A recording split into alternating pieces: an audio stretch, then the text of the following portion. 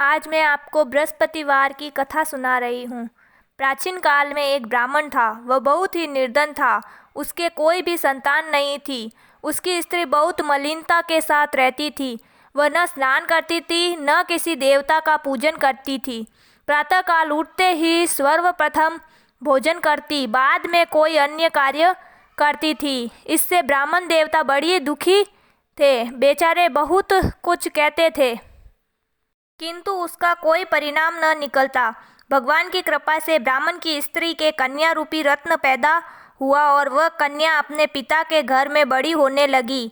वह बालिका प्रातः स्नान करके विष्णु भगवान का जाप करने लगी, बृहस्पतिवार का व्रत करने लगी। अपने पूजा पाठ को समाप्त करके स्कूल जाती तो अपनी मुट्ठी में जौ भर के ले जाती और पाठशाला जाने के मार्ग में डालती जाती। वही जो स्वर्ण के हो जाते तो लौटते समय उनको बीनकर घर ले आती थी। एक दिन वह बालिका सूप में उन सोने के जौ को फटक कर साफ कर रही थी। उसकी माँ ने देख लिया और कहा, हे बेटी, सोने के जौ को फटकने के लिए सोने का सूप होना चाहिए। दूसरे दिन गुरुवार था। इस कन्या ने व्रत रखा और बृहस्पति देव से प्रार्थना करके कहा, हे प्रभु, मैंने आपकी पूजा सच्चे मन से की है, तो मेरे लिए सोने का सूप दे दो। बृहस्पति देव ने उसकी प्रार्थना स्वीकार कर ली और रोजाना की तरह वह कन्या जौ फैलाती हुई जाने लगी। जब लौटकर जौ बीन रही थी तो बृहस्पति देव की कृपा से सोने का सूप मिला। वह घर ले आई और उससे जौ साफ करने लगी, परंतु उसकी माँ का वही ढंग रहा। एक दिन की बात है कि वह कन्या सोने के सूप में जौ साफ कर रही थी।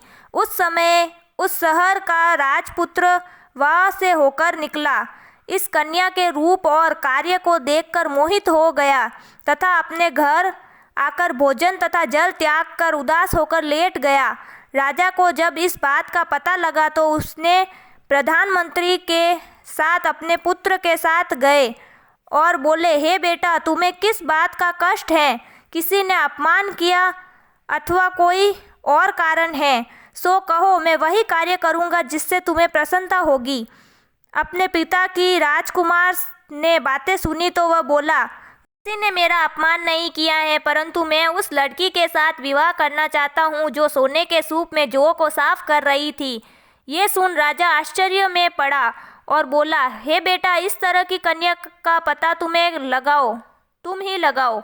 मैं उसके साथ तुम्हारा विवाह अवश्य ही करवा दूंगा।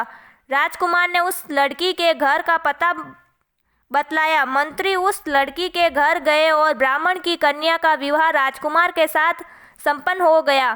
कन्या के घर से जाते ही पहले की भांति उस ब्राह्मण देवता के घर में गरीबी का निवास हो गया।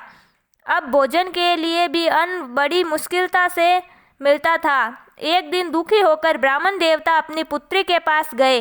बेटी ने पिता की दुखी अवस्था को देखा और अपनी माँ को समाचार बताया। तब ब्राह्मण ने सभी हाल कहा। कन्या ने बहुत सा धन देकर अपने पिता को विदा कर दिया। इस तरह ब्राह्मण का कुछ समय सुखपूर्वक व्यतीत हुआ।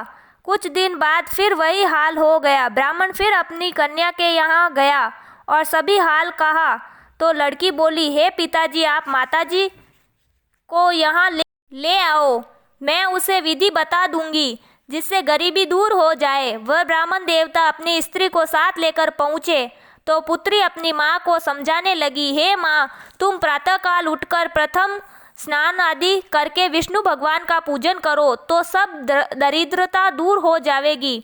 परंतु उसकी माँ ने एक भी बात नहीं मानी और प्रातःकाल उठकर अपनी पुत्री बच्चों का झूठन खा लेती थी।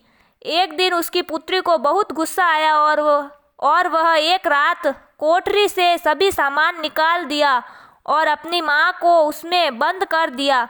प्रातःकाल उसमें से निकाला तथा स्नान आदि करा के पूजा पाठ करवाया तो उसकी माँ की बुद्धि ठीक हो गई और फिर प्रत्येक बृहस्पतिवार को व्रत रखने लगी। इस व्रत के प्रभाव से उसकी माँ भी बहुत ही धनवान तथा पुत्रवती हो गई और बृहस्पति जी के प्रभाव से स्वर्ग को प्राप्त हुई तथा वह ब्राह्मण भी सुख पूर्वक इस लोक के सुख भोग कर स्वर्ग को प्राप्त हुआ। इस तरह कहानी कहकर साधु देवता वहां से लोप हो गए।